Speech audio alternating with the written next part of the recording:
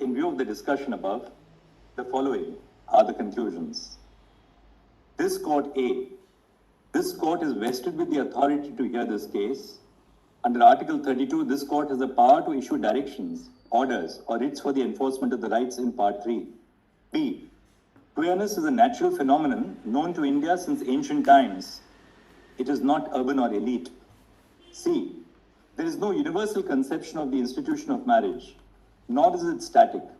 Under Articles 245 and 246 of the Constitution, read with entry 5 of List 3 to the 7th Schedule, it lies within the domain of Parliament and the state legislatures to enact laws recognizing and regulating queer marriage. D.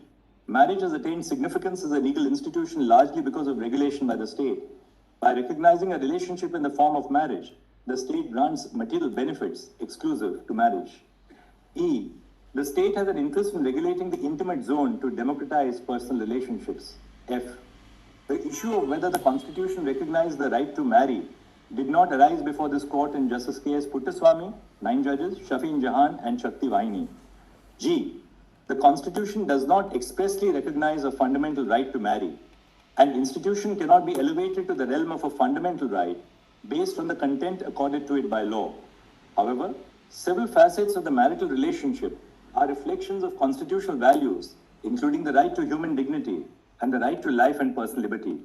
H. This court cannot either strike down the constitutional validity of the Special Marriage Act or read words into the Special Marriage Act because of its institutional limitations.